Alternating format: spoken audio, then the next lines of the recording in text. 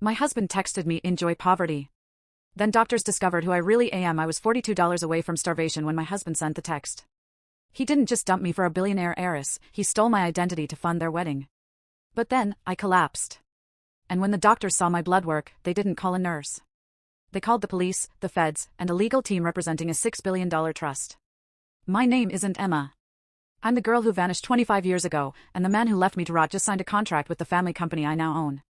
He thinks he's reaching for the stars, he doesn't realize I'm the one who's about to turn out the lights. I was sitting on the floor of our apartment in Irvine. The linoleum was cold, biting through my leggings, but I didn't move. Around me stood the skeletons of a life we spent 5 years building. Cardboard boxes, half-taped. A stack of mismatched plates. A framed photo of us at Laguna Beach, the glass already cracked from when I dropped it an hour ago. Mark was supposed to be here at 6 p.m. We were moving. That's what he told me. A fresh start, Em. A bigger place, a better zip code.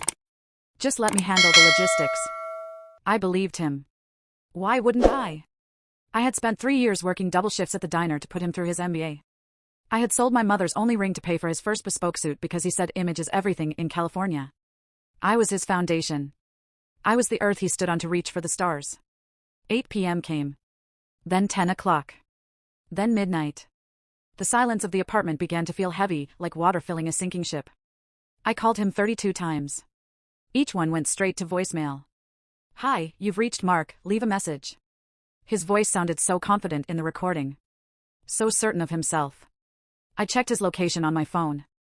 Location sharing turned off. That's when the first chill set in. Not the cold of the room, but a cold that starts in your marrow. I remember looking at my hands. They were calloused from the kitchen, my nails short and unpolished. I had neglected myself to polish him. I thought we were a team. I thought we were building an empire. Then, at exactly 2:14 a.m., the blue light of my phone cut through the darkness like a blade.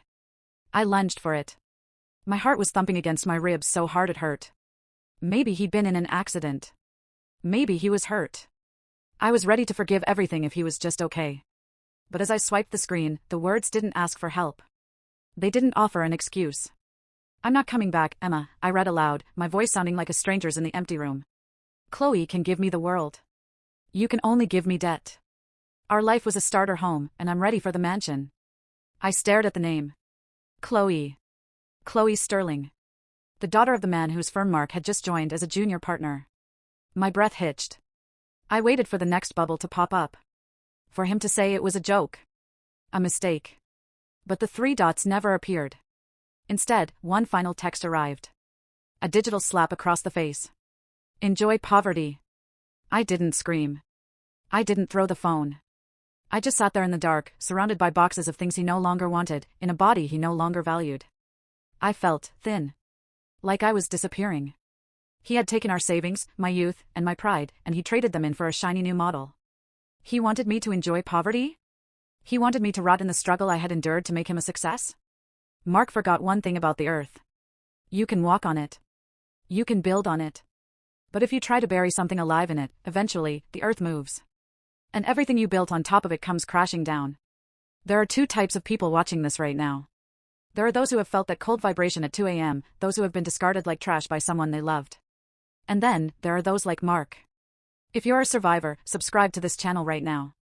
Don't even think twice. It's the only way to ensure stories of justice like mine keep being told. But if you're planning on staying silent, if you're the type to walk away when things get hard, then go to the comments. Tell everyone why you're too afraid to commit. I want to hear your excuses. I stood up then. The world tilted, a wave of dizziness washing over me that felt like more than just heartbreak. I gripped the edge of a packing box to stay upright. My vision blurred, black spots dancing in the corners of my eyes. Enjoy poverty, I whispered to the empty room. Careful what you wish for, Mark. Because poverty is a great place to hide while you're planning a war. They say your body keeps the score. Mine was currently screaming. I don't remember hitting the floor. I only remember the taste of copper in my mouth and the smell of the dusty carpet in the hallway of his apartment. When I finally opened my eyes, the world wasn't Irvine anymore. It was white. Blindingly, painfully white. The free clinic on the edge of town smelled of old coffee and desperation. I was lying on a gurney in a hallway because there were no rooms left. A thin, scratchy blanket was tucked around my waist. My arm felt heavy, and Fordrip was already feeding me fluids I couldn't afford. I checked my pockets. Empty. No phone. My heart lurched. Was it still back on that floor? Had I lost my only link to the man who ruined me? Lie still, a voice said. It was deep, weary, but not unkind. I turned my head slowly. A doctor stood there, clutching a clipboard like a shield. His name tag read Dr. Eris. He looked like he hadn't slept since the 90s. But it wasn't his exhaustion that caught my attention. It was the way he was looking at me. Not as a patient. As a puzzle. Where is my phone? I managed to croak. My throat felt like I'd swallowed glass. The EMTs brought it. It's in the drawer, he said, gesturing vaguely. Then he leaned in, his voice dropping an octave. Emma, I've been looking at your blood panels for the last 40 minutes. I thought the machine was broken. I ran them 3 times. I tried to laugh, but it came out as a dry cough. If you're looking for money in my blood, doctor, you're out of luck. My husband made sure I'm as empty as a dry well. I don't care about your bank account, Eris whispered, pulling the curtain shut around us, creating a small, fabric sanctuary. I'm talking about your phenotype. You have the Rh-null blood group. Golden blood. There are fewer than 50 people in the world with this profile. I stared at him. So. I'm rare. Does that mean the bill is going to be higher? He didn't answer right away. He reached into his pocket and pulled out a worn, laminated newspaper clipping from 25 years ago. The headline was faded, but the photo was clear, a massive estate in the California hills, and a headline that read, Thorne heiress still missing, 5-year-old Emily vanished from garden. I worked for the Thorne family as a resident medic when I was an intern, Eris said, his hands trembling slightly. I saw Emily Thorne the day she was born. I saw her blood reports. She had the same golden blood as her father, Silas Thorne. He held the clipping next to my face, looking into my eyes. You have your mother's eyes, Emma. And you have your father's impossible blood. You didn't just faint because of stress. You have a very specific, manageable deficiency common only to the Thorne lineage. My head was spinning. I thought about the foster homes. The cold nights. The social workers who told me I was a Jane Doe found wandering near a highway.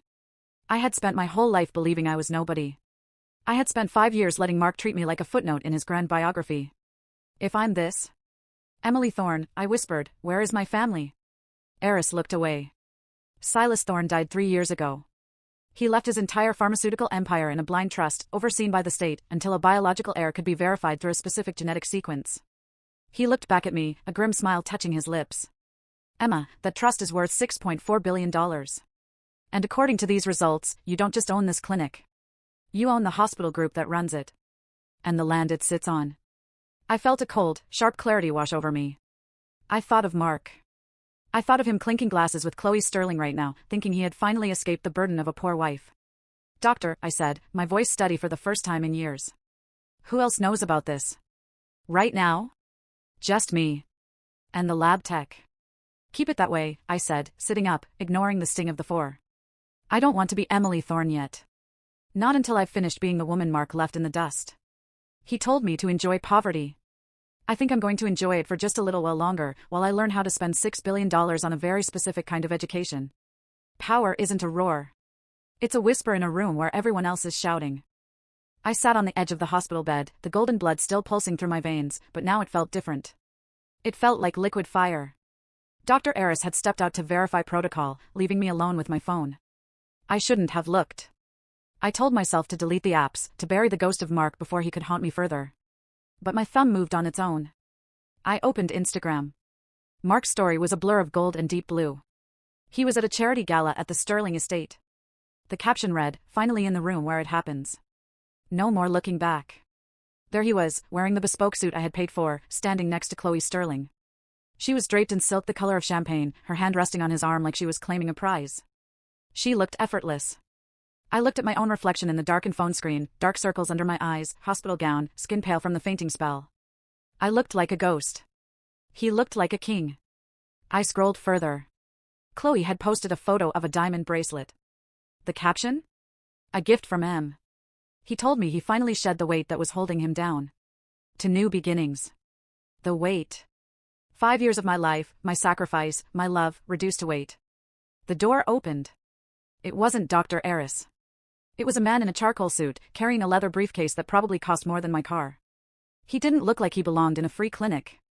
He looked like he belonged in a courtroom or a throne room. Miss Thorne? He asked. His voice was like velvet over gravel. My name is Emma, I said, my voice cold. For now, he replied, stepping inside. My name is Julian Vane. I am the executor of the Thorn Blind Trust. Dr. Eris contacted our emergency line. We've been waiting 25 years for this phone call. He sat down across from me, ignoring the peeling linoleum and the smell of antiseptic. He opened his briefcase and pulled out a tablet. On the screen was a map of California, dotted with hundreds of glowing blue icons. Do you know what these are, Emma? I shook my head. Properties. Assets. Holdings, Vane said. The Sterling family, the people your husband is currently trying to impress, they are prominent, yes. But they are debtors. They owe the Thorn Trust $300 million in high-interest commercial loans. Loans that were due, yesterday. I felt a slow, dark smile spread across my face. It was the first time I had smiled since the 2 a.m. text. The Sterlings are broke? I whispered. Not broke, Vane corrected. But they are leveraged. They need a massive infusion of capital to stay afloat. They're planning a merger.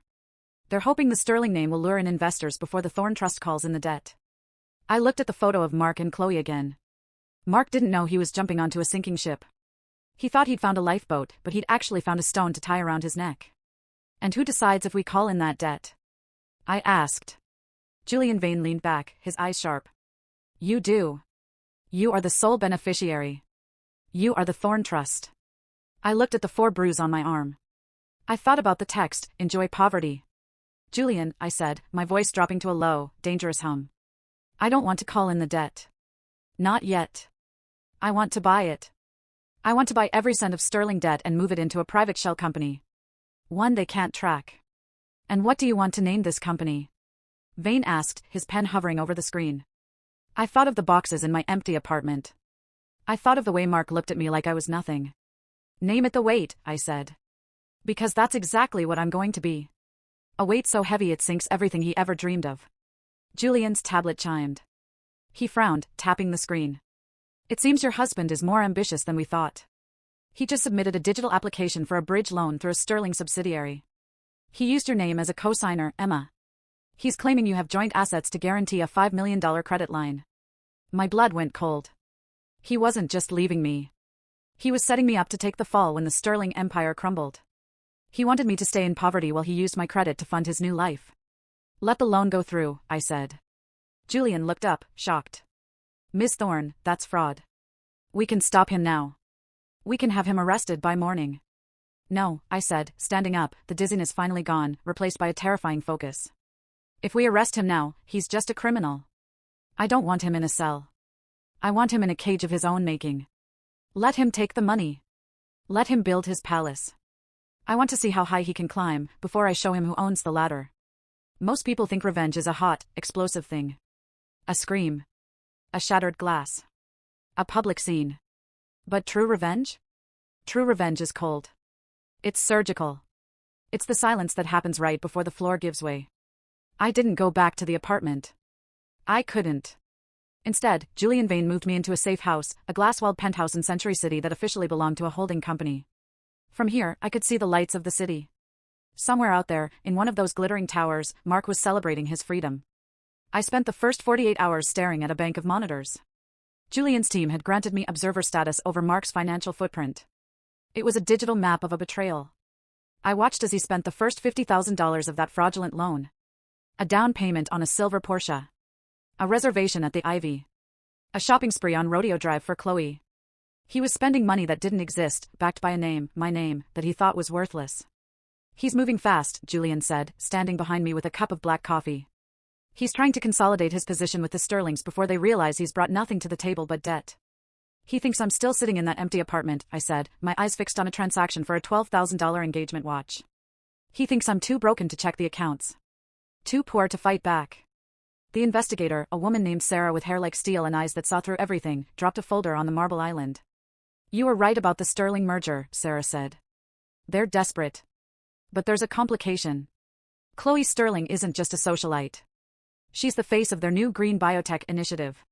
If that initiative fails, the Sterlings lose their tax-exempt status, and the whole house of cards falls. I opened the folder. Inside were photos of Mark and Chloe at a construction site. They were laughing, wearing hard hats with the Sterling logo. Mark looked so proud. He was playing the role of the strategic visionary. He'd always been a good actor. He'd acted like he loved me for 5 years, hadn't he? What's the weakness? I asked. The land, Sarah replied. The construction site for their flagship laboratory? It was leased from a Thorne subsidiary 30 years ago. The lease is up for renewal in 60 days. If the owner, Hugh, refuses to renew, their entire biotech project becomes a pile of illegal rubble. I felt a chill of excitement. I wasn't just going to take his money. I was going to take his new world. Julian, I said, not taking my eyes off the photo of Mark's smiling face. I need a job. Julian blinked. Ms. Thorne, you have $6 billion. You don't need a job. I don't need the paycheck, I corrected. I need the access. The Sterlings use a high-end hospitality firm for their private events. Vantage Concierge. They're hiring servers and cleaners for the biotech launch party next week. I want to see the look on his face when he sees me. But I don't want him to see a billionaire. I want him to see exactly what he told me to be. You want to go as a cleaner? Julian asked, his voice thick with disbelief. I want to be the ghost in his machine, I replied. I want to be the person who empties his trash while I'm deciding which part of his life to burn down first. I looked at the text. I didn't reply. I just turned the phone off and placed it face down on the cold marble. He told me to get a job. Fine, Mark. I'll get a job. And my first task will be cleaning up the mess you're about to make. There's a certain kind of satisfaction in wearing a uniform designed to make you invisible. It's the perfect camouflage when you're preparing to launch a siege. Julian's team was efficient. Within 24 hours, I had a new identity, Emily Smith, a recent transplant from Oregon, looking for temp work. My resume was sparse, my background deliberately unremarkable. I applied to Vantage Concierge, the high-end firm that handled all of the Sterling family's events. They hired me on the spot as a night cleaner and events setup assistant. No questions asked. The perfect ghost. My first assignment? The Sterling estate. The very same place Mark had posted his triumphant selfie from, just days earlier. The grand gates, the sweeping driveway, the manicured lawns, it was a gilded cage, and I was about to slip inside, armed with nothing but a mop and a secret worth billions. I drove my beat-up Civic past the security checkpoints, my heart a dull thud against my ribs. I wore the drab gray uniform, my hair tied back in a severe ponytail. I was indistinguishable from the dozen other temp staff bustling around the mansion, setting up for Chloe Sterling's Green Biotech Initiative launch party. I was assigned to the main ballroom, polishing the already gleaming marble floors. The air hummed with the energy of frantic preparations. Caterers in pristine white jackets darted between tables laden with exotic flowers. Designers adjusted swathes of silk, transforming the vast space into an emerald green wonderland. Then I saw them. Mark, impeccably dressed in a dark suit, his arm possessively around Chloe Sterling's waist. They were standing near the grand fireplace, their voices hushed, their expressions tense. They looked less like triumphant lovers and more like co-conspirators on the brink of disaster. The Thorne lease is a problem, Mark, Chloe said, her voice tight with suppressed panic. If we don't renew, the whole biotech lab falls through. And without that, Daddy's investors pull out. We're bleeding cash. Mark's jaw was clenched. I'm working on it, Chloe. The old lease agreement is a nightmare. It's tied to some dormant trust. Nobody even knows who owns it anymore. But I'll handle it. He thought I was dormant. He thought I was nobody. He had no idea the woman polishing the scuff marks from his shoes was the same woman who held the deed to his entire future. He reached into his pocket and pulled out his phone. I recognized the sleek black casing. It was the phone he'd used to send me the "Enjoy Poverty" text. He scrolled through it, a frown on his face. Still no reply from Emma about the loan application, he muttered. She's either too stupid to notice, or too broken to care. Chloe scoffed. Who cares? As long as her name is on the guarantee, it buys us time. Honestly, Mark, you need to stop worrying about your ex. She's a nobody. Focus on getting us that Thorne lease renewal. Chloe Sterling had no idea that nobody was currently removing a wine stain from her Persian rug. As they turned to walk away, Mark stumbled slightly. His shoulder brushed against mine, hard. He barely glanced at me. Watch it, he snapped, without looking directly into my face. Some of us have important places to be. He didn't recognize me. Not even a flicker of recognition in his eyes. Just the dismissive annoyance of a wealthy man bothered by an invisible servant. It was like I was literally erased. The sting of that dismissal was sharp, but beneath it, a new feeling bloomed, a cold, powerful satisfaction. This was better than a scream. This was better than a confrontation. He thought I was nobody. And that was my greatest weapon. I watched them walk into the adjacent room, where the Sterling family patriarch, a silver-haired man with eyes like polished stones, was holding court. Chloe introduced Mark with a saccharine smile, emphasizing his financial acumen. The irony was a bitter taste on my tongue. He was giving them advice on how to save an empire, while my empire was silently circling theirs, a predator preparing its strike. Julian Vane's discreet text popped up on my hidden smartwatch. The Waite Group has officially acquired 100% of the Sterling Trust's outstanding commercial debt. They now owe you, Emma. All of it. I gripped the handle of my mop, feeling the cold steel. The cleaning uniform felt less like a disguise and more like armor. He told me to enjoy poverty. And here I was, enjoying the finest poverty money could buy, while I watched him sign his life over to me. He wanted to shed weight? He had no idea the weight he was about to carry. There is a specific kind of exhaustion that doesn't come from work. It's a bone-deep weariness that comes from holding a mask perfectly in place while your heart is rotting underneath it. I returned to the safe house penthouse after my first shift at the Sterling estate.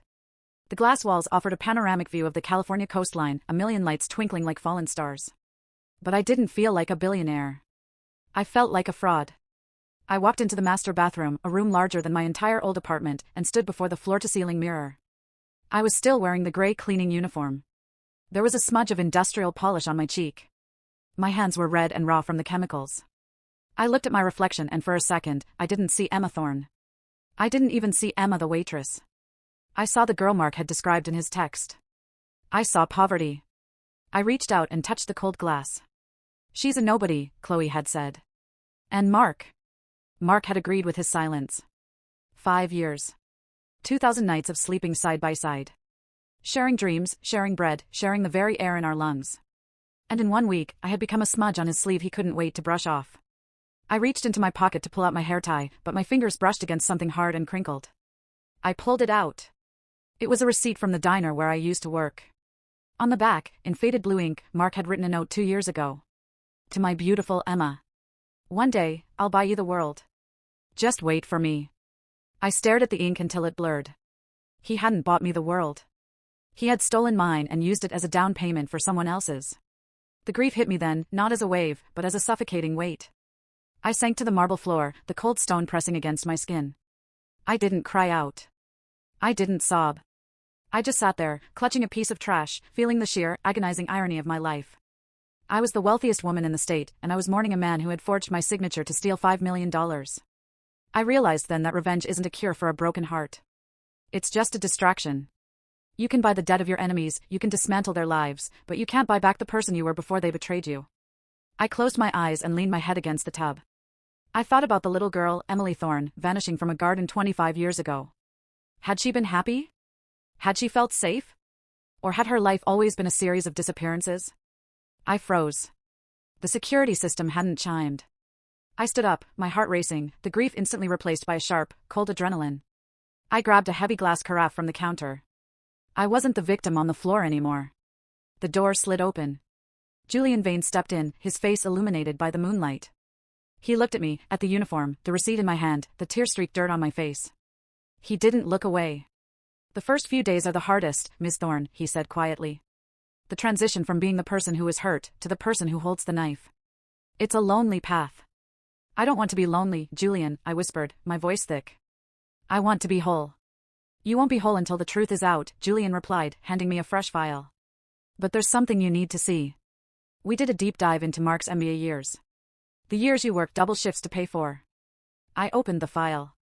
My eyes scanned the transcripts, the dates, the enrollment records. He never graduated.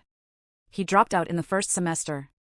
He had been using my diner wages for 4 years to fund a consulting lifestyle, building the facade that eventually caught Chloe Sterling's eye. The grief in my chest didn't vanish, but it hardened. It turned from coal into diamond. He hadn't just betrayed me at the end. He had been betraying me from the very first day. The weight he wanted to shed wasn't just me, it was the evidence of his own fraud. Julian, I said, my voice now a flat, terrifying calm. I'm done crying over a ghost. I walked over to the trash can and dropped the receipt inside. Tomorrow, we stop observing. Tomorrow, we start intervening. Anger is a volatile fuel. It burns bright and hot, but it leaves you blinded by the smoke. But calculation? Calculation is liquid nitrogen. It's quiet. It's clear. And it freezes everything it touches until it shatters at a single tap. I spent the next morning in the war room, a windowless office in the heart of the Thorne building. Julian stood by a digital display that mapped out the Sterling family's entire circulatory system, their banks, their partners, their suppliers, and their secrets. If we want to destroy them, Julian said, tapping a glowing note on the screen, we don't hit the Sterlings. We hit the foundation they built their lies upon. And right now, that foundation is Mark. I looked at Mark's digital profile. To the world, he was the strategic consultant who had revitalized the Sterling Biotech wing. To me, he was a high school-level fraud who had cheated his way into a suit. He's ambitious, Julian. But he's lazy, I said, my eyes tracking his recent spending. He doesn't do his own research. He hires others to do it and puts his name on the cover. That's how he survived 4 years of grad school on my dime. Exactly, Julian replied. Which is why we're going to give him exactly what he's looking for, a miracle. Julian opened a folder labeled Project Verdant. This is the green biotech initiative Chloe is betting her life on, he explained. They're trying to develop a synthetic enzyme that breaks down plastic in seawater. It's supposed to be worth billions in government contracts. But there's a secret, Emma. Their lead scientist resigned 6 months ago. They haven't made a breakthrough in a year. They're faking the data to keep the investors from jumping ship. I leaned in, a cold realization dawning on me. And Mark? He's the one managing the data reports for the board, isn't he? He's the one signing them, Julian said with a grim smile. I felt the trap snap shut in my mind. Mark was desperate to prove his worth to the Sterlings. He needed a win, a big one, to solidify his marriage to Chloe and his seat at the table. We own Thorne Pharmaceuticals, I whispered. Don't we have a patent for a similar enzyme? One that actually works, but was shelved because it was too expensive to produce? We do, Julian said. The Aegis enzyme. It's sitting in our vault, gathering dust. Good, I said, standing up. I want you to leak a confidential research summary of the Aegis enzyme to a mid-level analyst at Sterling Biotech. Make it look like a disgruntled Thorne employee is looking to sell secrets for a few $1 million. Mark will intercept it. I know him. He won't report it. He'll buy it, slap a Sterling logo on it, and present it as his own discovery. You're handing him a loaded gun, Ms. Thorne, Julian warned. I'm handing him a gun he thinks is loaded, I corrected. But the Aegis data we leak will have one tiny, invisible flaw. A thermal instability that won't show up in a simulation, but will cause the enzyme to liquefy if it touches salt water. The very thing it's supposed to clean. While Julian's team began the digital leak, I stayed behind in the archives. I wanted to know about the girl who vanished, the girl I was supposed to be. I pulled a dusty box labeled Private Correspondence, Silas Thorne. Inside were letters, photos, and a small, leather-bound diary. I opened it to the last entry, dated the night before I disappeared. Emily is so like her mother. Too trusting. She thinks everyone who smiles is a friend. I fear this world will devour her if she doesn't learn that the brightest smiles often hide the sharpest teeth. Beneath the entry was a photo of me as a child, sitting in a garden. In the background, partially obscured by a rose bush, was a man. He wasn't Silas Thorne. He was younger. Familiar. I grabbed a magnifying glass, my breath hitching in my throat. I looked at the man's face. The way he stood. The distinctive signet ring on his pinky finger. It was Arthur Sterling. Chloe's father. He wasn't just a business rival. He was there the day I vanished. He didn't just owe my family money. He might have been the reason I was an orphan in the first place. The revenge wasn't just about Mark anymore. This wasn't just about a breakup or a poverty text. This was about a debt that was 25 years overdue. Julian. I called out, my voice echoing through the sterile room. He appeared in the doorway. Yes, Miss Thorne? Forget the minor intervention, I said, my eyes cold as the Pacific. I want the Sterling family's entire legacy. I want to take the air out of their lungs. And I want to start by making sure Mark thinks he's the luckiest man in the world. There is a specific kind of arrogance that makes a man think he's the only predator in the jungle. Mark always thought he was the smartest person in any room because he was willing to do the things others wouldn't. He didn't realize that in the world of high finance, being willing to cheat isn't a superpower. It's a tracking device. I was back in the gray uniform, tucked into an alcove of the Sterling Biotech wing. I had volunteered for the late-night cleaning shift in the executive offices. It was the perfect vantage point. Through the glass partition, I could see Mark's office. He was still there, at 11 p.m., his face bathed in the blue light of his laptop. He looked frantic. He was sweating through his $3,000 shirt. He'd been trying to fix the Sterling data for weeks, and he was failing. I watched him throw a pen across the room. He was a man drowning in a sea of his own inadequacy. Then, his private terminal chimed. I didn't need to see his screen to know what it said. Julian had sent the hook 5 minutes ago. An encrypted message from a burner account. I have the Thorne Aegis files. The cure for your biotech problem. $5 million. Tonight only. I watched Mark's posture change. He sat up straight. He wiped the sweat from his forehead. He leaned in so close to the screen his nose almost touched it. I moved closer, my mop bucket squeaking slightly on the tile. He didn't even look up. He was staring at the preview of the data, the Aegis enzyme formula I had authorized Julian to leak. It looked perfect. It looked like salvation. I saw him pick up his desk phone. He didn't call the board. He didn't call Arthur Sterling. He called his private broker. I need $5 million, he whispered into the receiver. Use the bridge loan funds. The ones guaranteed by the Emma Thorne account. Yes, the whole thing. Just do it. I felt a cold shiver of triumph. He was using the money he stole from me to buy a fake miracle for me. He was literally paying me for the privilege of destroying himself. The door to his office swung open. Chloe Sterling walked in, draped in a trench coat over a cocktail dress. She looked irritated. Mark, why are you still here? The gala committee is waiting for us at the club. Mark jumped, nearly knocking over his coffee. He slammed his laptop shut. Chloe. I think I found it. The solution to the enzyme stability. Chloe's eyes sharpened. From where? Our scientists said it was months away. I have my sources, Mark said, his voice regaining that oily, confident tone I knew so well. Let's just say I made a strategic acquisition. Once I integrate this data into our filing, the government contracts will be locked in by Friday. We won't just be solvent, Chloe. We'll be the biggest name in biotech in the country. Chloe leaned over his desk, her hand stroking his cheek. I knew there was a reason I picked you out of that pile of nobodies. You have a certain ruthlessness I admire. I watched them through the glass. They looked like the perfect power couple. They were standing on a foundation of stolen money and forged signatures, celebrating a victory that was actually a death sentence. Let's go celebrate, Chloe whispered. Tomorrow, you present it to my father. As they walked toward the door, Mark paused.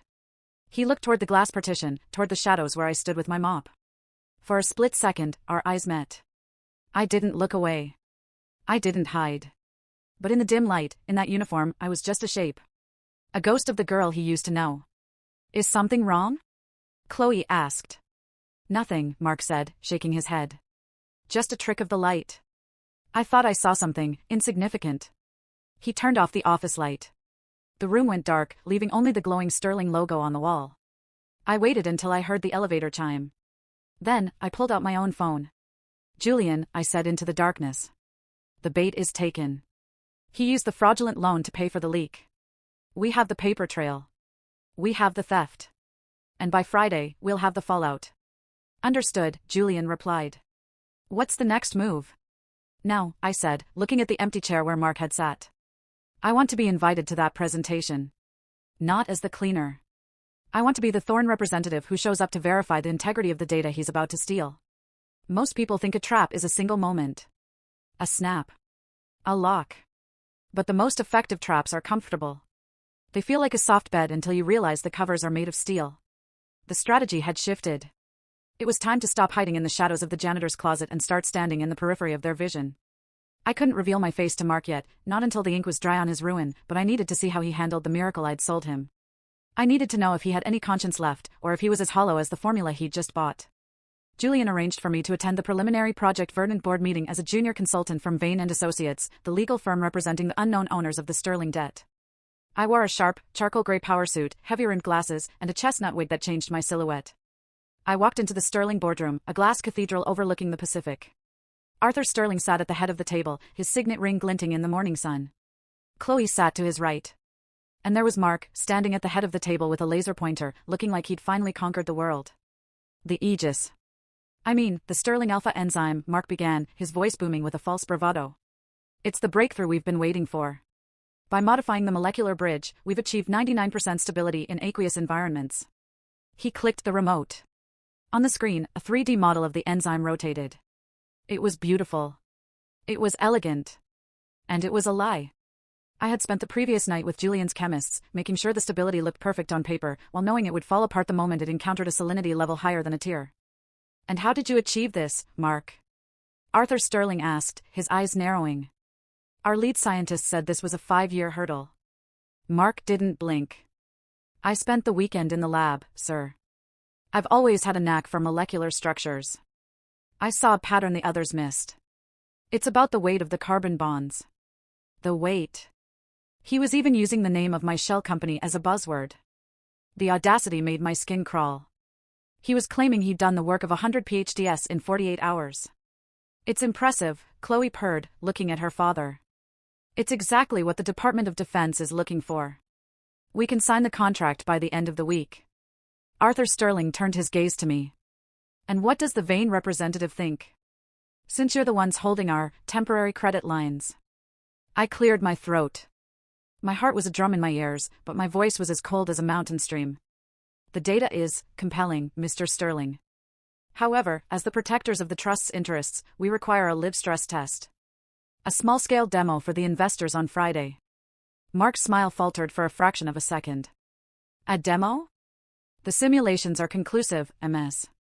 Vance, I said, using my alias. And simulations can be manipulated, Mr. Miller. Surely, a man of your scientific caliber wouldn't be afraid of a little salt water? Mark laughed, that same condescending laugh he used to give me when I asked about our taxes. Of course not. We'll have the tank ready. It'll be the crowning achievement of the Sterling legacy. After the meeting, the room cleared, but Mark stayed behind to gather his things. I lingered, pretending to check my tablet. He walked toward me, smelling of expensive cologne and desperation. You're new at Vane's, he said, leaning against the table. You're very thorough. I like that.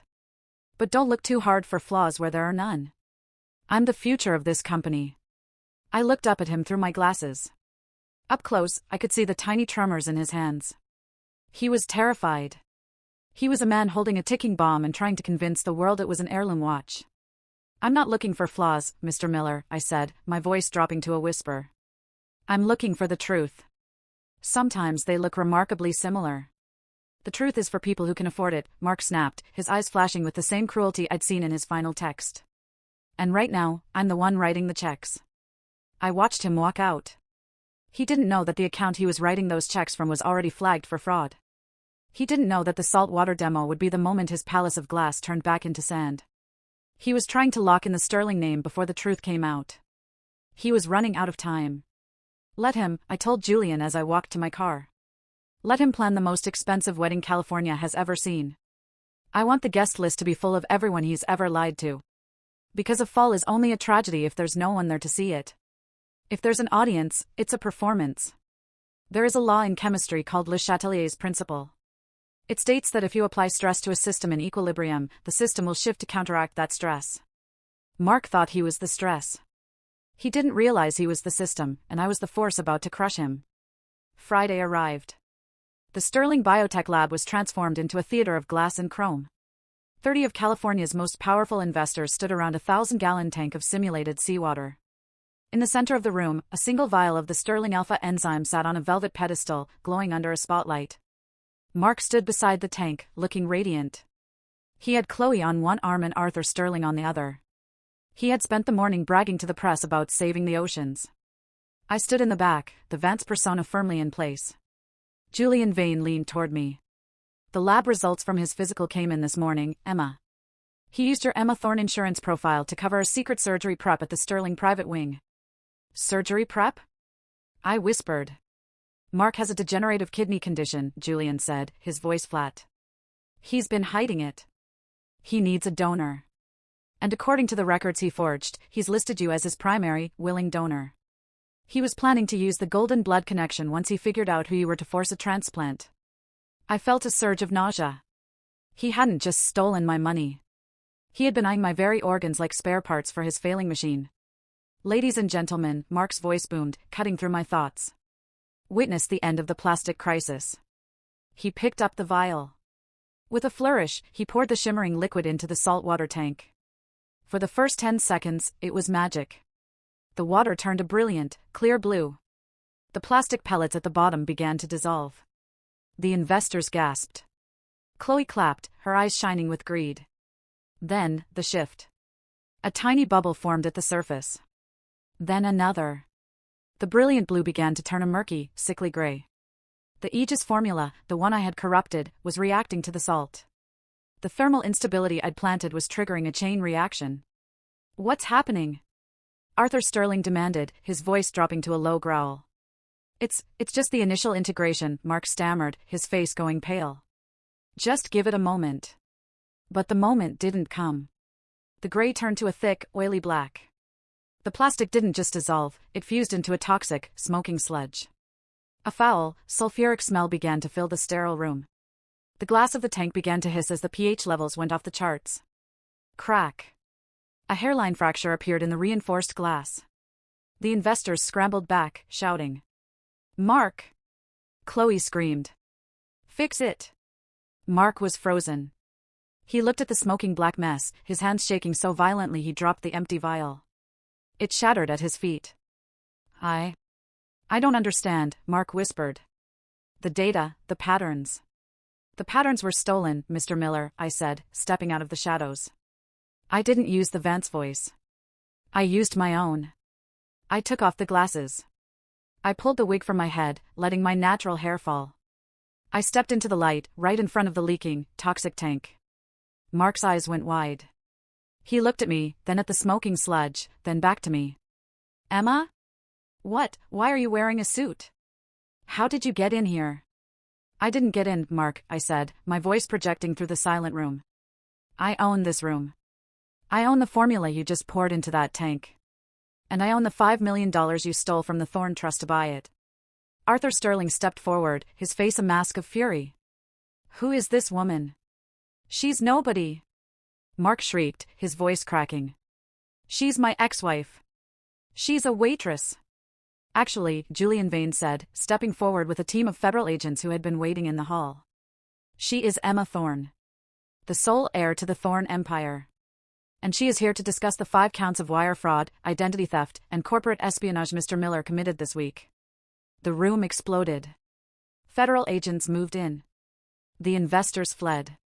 But I only looked at Mark. He looked at me, his eyes darting to the door, then to Chloe. Chloe was already backing away from him, her face full of disgust. "Enjoy poverty, Mark," I whispered, loud enough only for him to hear.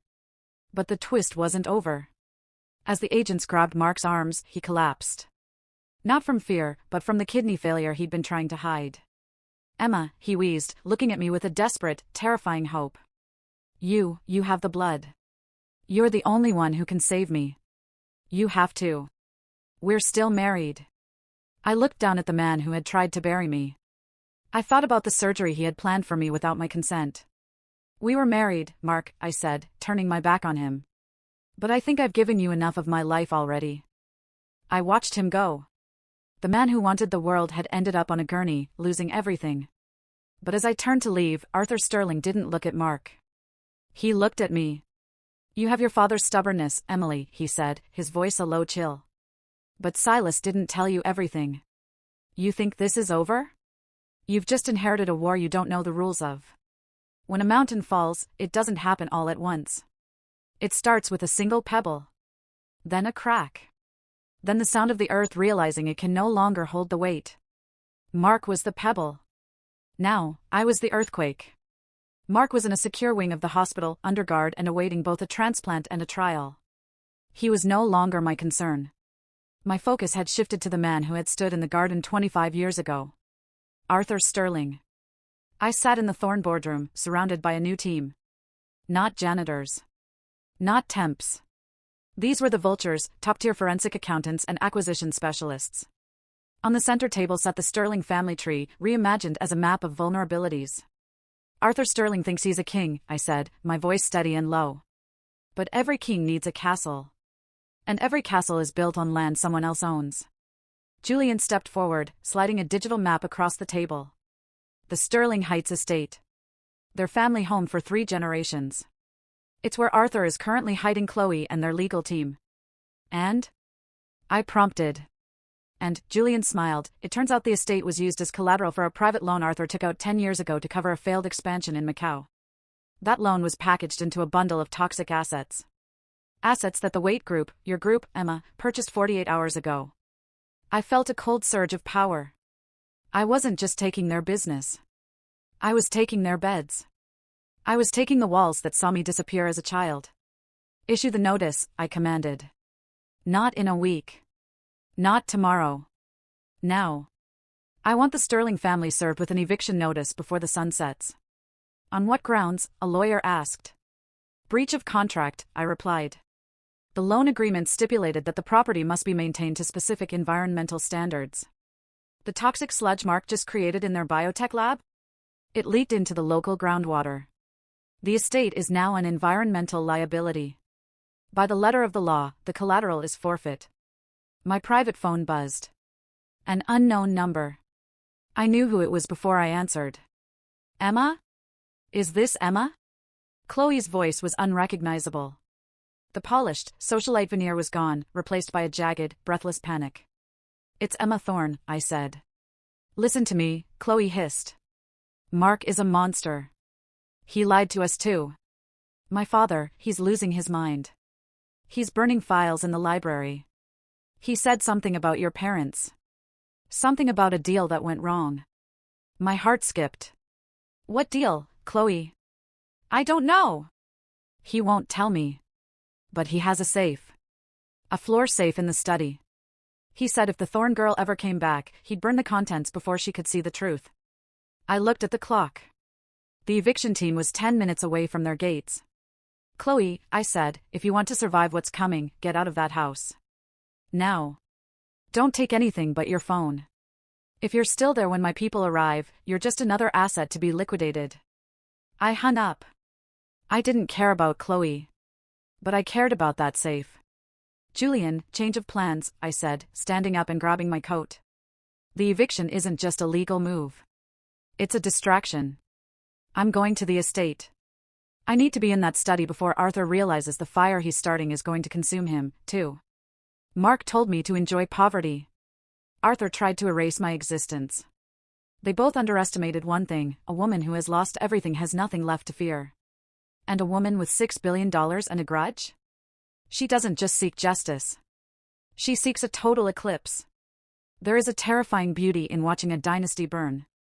Not just the physical structures, but the reputation, the history, the very air of invincibility. It's like watching a mountain turn into a cloud of smoke. The Sterling estate was a monument to greed, and as I stepped out of my car, I saw that Arthur Sterling was choosing to destroy it himself rather than let a Thorne set foot inside. Thick, oily smoke curled from the vents of the West Wing. My security team moved with clinical precision. They didn't wait for the fire department. They had a job to do. I followed them through the front doors, my heels clicking on the marble, the same marble I had polished as a ghost just weeks before. The house was in chaos. Staff were fleeing with armfuls of silver, paintings were being ripped from the walls. In the center of the foyer stood Chloe, her eyes hollow, her hands trembling. She looked at me and didn't even speak. She just pointed toward the study. I pushed open the double oak doors. The room was hot, the smell of burning paper thick enough to choke a lung. Arthur Sterling was hunched over a floor safe, a shredder whirring beside him, feeding on documents that could have rewritten my history. He looked up. His face was weathered, his eyes bloodshot from the smoke. "You're too late, Emily," he wheezed, throwing a handful of photographs into the growing fire in the hearth. "You can have the land. You can have the debt. But you'll never have the truth." "The truth isn't in a piece of paper, Arthur," I said, walking toward him, ignoring the heat. "The truth is in the blood you tried to steal. You didn't just find me wandering by a highway 25 years ago. You took me." Arthur laughed, a dry, hacking sound. "Took you? I saved you. Your father was a dreamer, Emily. He was going to sell the Thorne patents to a foreign interest. He was going to ruin the American pharmaceutical landscape. I did what was necessary. By making me an orphan? By letting me rot in foster homes while you built a mansion on my father's loans?" My security lead, a man who moved like a shadow, stepped past Arthur and kicked the shredder over. He reached into the floor safe, which was still open, and felt around the inner lining. With a sharp click, a secondary panel fell away. He pulled out a rugged, encrypted digital drive and a small, tarnished silver locket. "Is this what you were trying to burn, Arthur?" I asked, taking the locket. I recognized it. It was in the photos of my mother. Arthur lunged for it, but he was an old man defeated by time. My team held him back. "That drive, it's encrypted with a sequence you'll never crack," he spat. "I don't need to crack it," I said, looking at him with a cold, piercing clarity. "I have the golden blood sequence. My father was a genius of encryption. He didn't use numbers. He used biology. My DNA is the key, isn't it?" Arthur's face went gray. His silence was the loudest confession I'd ever heard. "Out! Everyone out!" Julian shouted from the doorway. I looked at Arthur. He was a broken man in a burning room. I could have left him there. I could have let the fire take the last piece of the Sterling legacy. But I'm not him. Get him out, I told my team. I want him alive to watch the liquidation. I want him to sit in a courtroom and explain to the world why he stole a 5-year-old girl's life. As we walked out of the crumbling mansion, the fire department finally arrived, but it was too late. The West Wing collapsed in a shower of sparks. By the time we reached the gates, the news had hit the wire. Sterling Biotech shares, 0. Sterling Real Estate, forfeited. The Sterling name was being scrubbed from every building in California. I sat in the back of the car, clutching the silver locket. My phone vibrated. A final message from the hospital guard. Mark Miller has regained consciousness. He's asking for you. He says he's ready to sign the confession if you'll just visit him one last time. I looked out at the ruins of the Sterling estate, orange flames reflecting in the glass. Tell him, I said to the phone, that I'm busy rebuilding a kingdom. I don't have time for a ghost. There is no place more honest than a hospital room at 3 a.m. In the daylight, you can pretend to be a king, a visionary, or a victim. But in the dark, under the hum of fluorescent lights, you are just a collection of failing organs and regrets. I didn't have to go. My lawyers told me it was a mistake. Julian told me it was beneath me. But I needed to see the man who had told me to enjoy poverty one last time.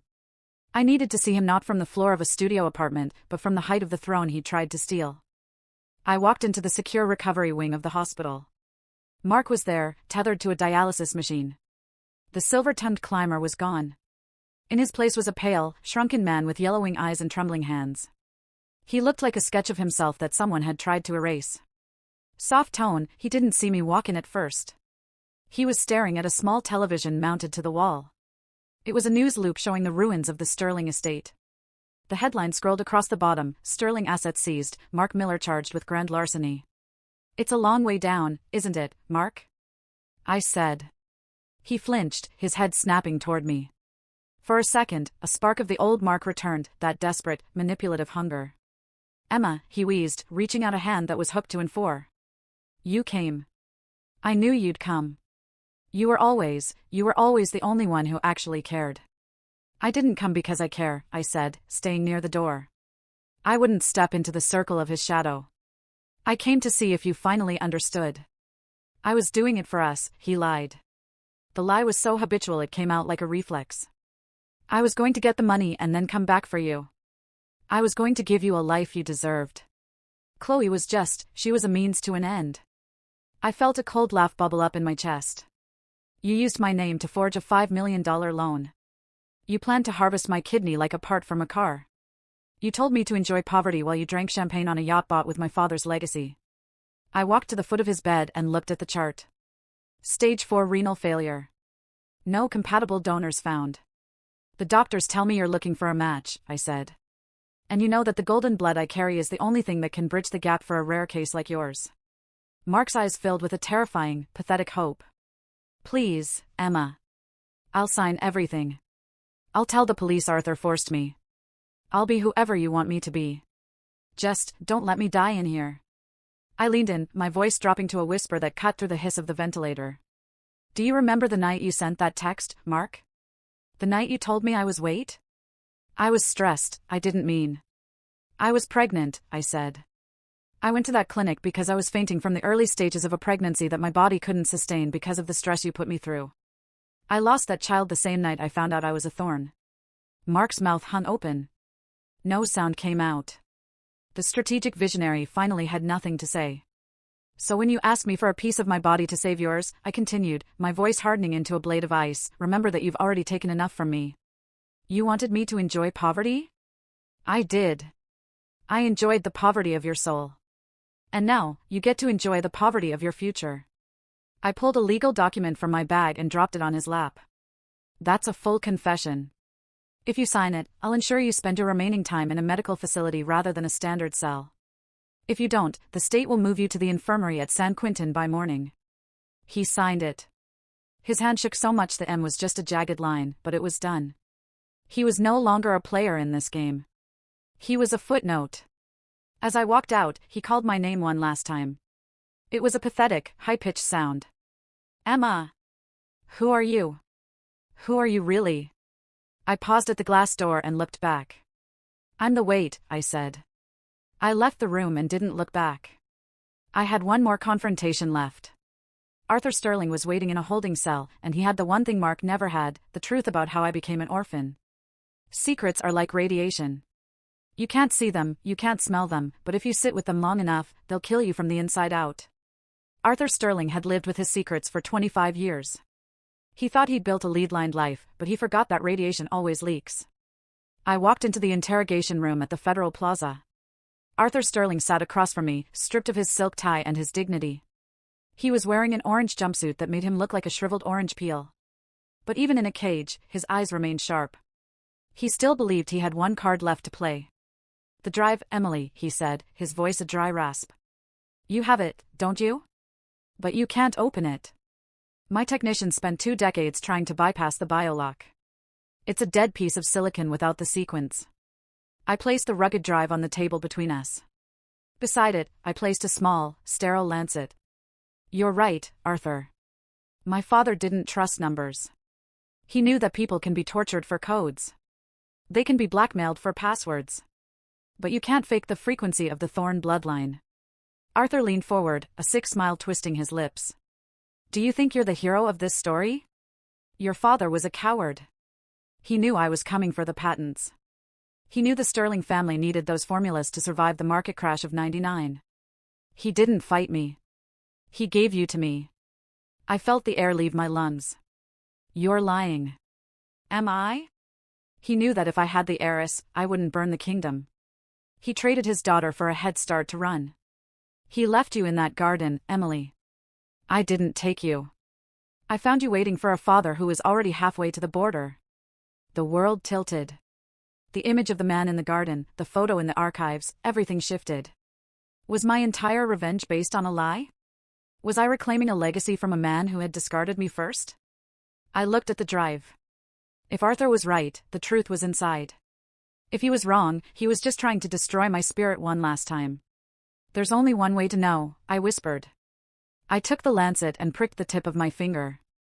A single drop of golden blood welled up, bright, pure, and worth more than the building we were sitting in. I pressed my finger to the biometric sensor on the drive. The screen of my tablet, connected to the drive, flickered to life. It wasn't a list of formulas. It wasn't a bank ledger. It was a video. The date stamp, June 14, 2000. The day I disappeared. The camera was shaky, hidden behind a trellis. I saw a younger Silas Thorne, my father. He was talking to a man. Not Arthur Sterling. It was a man in a lab coat. A man I recognized from the Thorne archives. The lead scientist. "The Sterlings are going to kill us for this formula, Silas," the scientist said. "We have to hide her. We have to make it look like she vanished so Arthur has no leverage. If they think she's dead or gone, they'll stop looking for the blood key." My father wasn't trading me. He was saving me. He was crying as he kissed my forehead and handed me a small teddy bear. "Go with the lady, Emily. Stay quiet. I'll find you when it's safe. I promise." Then, the camera panned. I saw the person waiting to take me. It wasn't a social worker. It was the woman Silas Thorne trusted most. It was my mother's sister. My aunt. Arthur Sterling didn't find me. He had intercepted the transport. He had killed my aunt and left me in the system to ensure the Thorne lineage was effectively dead so he could claim the debt-ridden assets. I looked up from the screen. Arthur was staring at the tablet, his face a mask of pure, unadulterated fear. He didn't know the video existed. He thought the drive only held the patents. "You didn't find me, Arthur," I said, my voice vibrating with a power I had never felt before. "You murdered the only family I had left and hid me in the trash so you could play king." I did what I had to do for the company," Arthur stammered, his bravado finally shattering. "The company is gone," I said, standing up and leaning over him. "And so are you. This video isn't just the truth. It's evidence of kidnapping and conspiracy to commit murder. There is no statute of limitations on this, Arthur." I picked up the drive. The weight of it felt like the weight of my father's hand on my shoulder. "You told me I'd never have the truth. But you forgot something. The truth doesn't just set you free. It gives you the coordinates for the final strike." I walked to the door, but before I left, I turned back. By the way, Arthur. I'm not Emily anymore. Emily was the girl you tried to kill. I'm Emma Thorne. And I'm the one who's going to make sure the Sterling name is forgotten before your body is even cold. There is a strange, quiet hollow that follows a storm. For weeks, the air was thick with the scent of ozone and the sound of crashing empires. Now, there is only the sun. I stood on the balcony of the Thorne Tower, my tower now. Below me, California didn't look like a battlefield anymore. It looked like a garden that had been neglected for too long. The Sterling signs were gone, replaced by the simple, elegant crest of the Thorne Foundation. Rebuilding power isn't about hoarding gold, it's about redirecting the flow of the river. Julian stood beside me, his tablet showing the final liquidation of the Sterling holdings. It's finished, Emma, he said. The Sterling Heights estate has been razed. The land is being gifted back to the state as a protected wildlife preserve. As for the biotech wing, we've rehired the scientists Arthur fired. They're working on the real Aegis formula now. This time, it's not for sale. It's for the planet. Julian handed me a single, cream-colored envelope. No return address. Just a prisoner ID stamp. I opened it. It was from Mark. It wasn't a plea for a kidney this time. It wasn't a declaration of love. It was a single sheet of paper with one sentence written in a shaky, defeated hand: "You were right. The poverty of being me is the only thing I can't escape." I didn't feel a surge of triumph. I didn't feel the need to burn it. I simply let the wind catch it, watching it dance over the railing before it disappeared into the traffic below. He was no longer a ghost I needed to outrun. He was just a memory of a version of myself I had outgrown. We spent the afternoon restructuring the trust. I moved the majority of the liquid assets into the Emily Thorne Initiative, a national network of resources for children lost in the foster care system. I wanted to make sure no other 5-year-old had to wait 25 years to find their name. What about you, Emma? Julian asked, his voice softening. You've spent months being a cleaner, a spy, and a CEO. Who are you going to be tomorrow? I looked out at the horizon, where the sky met the sea in a perfect, unbroken line. I think, I said, a genuine smile finally touching my lips, I'm going to be the woman my father wanted me to be. Someone who doesn't just survive the world, but shapes it. I wasn't afraid of the past anymore. Every secret Arthur had tried to bury was now a stone in the foundation of my new life. I realized then that my poverty was never about the balance in my bank account. It was the belief that I was small. That I was replaceable. That I was a nobody. But as I looked at my reflection in the glass of my office, I didn't see the waitress or the cleaner. I saw the Empress of Silence. The architect of her own fate. They say that time heals all wounds. I don't think that's true. I think time just gives you the tools to build something beautiful over the scars. I'm sitting on a quiet stretch of beach in Malibu. It's a piece of coast I bought last month, not to build a mansion, but to ensure it stays exactly like this. Wild. Unbroken. Free. The sun is dipping toward the horizon, painting the sky in shades of violet and gold, the colors of a kingdom reclaimed. It's been a year since the Sterling name was struck from the records. Arthur is serving a life sentence, his legacy reduced to a cautionary tale in business textbooks. Mark is still alive, barely. He's in a state-run medical facility, tethered to the machines he once thought he was above. I don't visit. I don't hate him anymore. Hate is a fire that requires your own breath to keep it burning, and I'm saving my breath for better things. I look down at my hands. They aren't raw from chemicals anymore. They're steady. I'm holding a small, leather-bound book, my father's diary. I finally finished reading the last page this morning. Final entry wasn't about patents or power. It was a message to me. To my Emily, if you are reading this, it means you found your way back. Remember that the Thorne name isn't a burden, it's a lighthouse. Use it to guide those who are lost in the dark, just as I tried to guide you. I pull my old phone out of my pocket. The one from the Irvine apartment. It's been off for months. I plug it into a portable charger and wait for the screen to flicker to life. One notification. An old, archived message from the night it all began. Enjoy poverty. I look at those words and I don't feel the sting anymore. I feel a strange sense of gratitude. If Mark hadn't sent that text, if he hadn't tried to bury me, I would still be a girl waiting for a lie to come true. I would still be small. I would still be asleep. He wanted me to enjoy poverty. And in a way, I did. I enjoyed the poverty of expectation. I enjoyed the silence that allowed me to hear my own heart for the first time. I learned that when you have nothing left to lose, you finally discover exactly who you are. I tap the delete button. The message vanishes into the digital ether. I'm Emma Thorne. I am the daughter of a dreamer and the survivor of a nightmare. I am the owner of the hospitals, the land, and the future. But most importantly, I am finally the owner of myself. We've walked a long road together, you and I. From that cold floor in Irvine to this golden beach. If you've stayed with me, it's because you know what it's like to be underestimated. You know what it's like to be cast aside. So, I'm going to ask you one last time. If you haven't subscribed yet, why? Are you waiting for your own world to shatter before you join those of us who have rebuilt ours? Or are you simply a mark, watching, waiting, hoping for a shortcut you didn't earn? To those of you who have been here since, thank you for witnessing my journey. Leave a comment with the word found if you made it to the end. Let it be a signal to everyone else that we aren't victims anymore. We are the architects. The sun has finally touched the water. The stars are starting to wake up. It's a beautiful night to begin again. And this time, I'm keeping the lights on.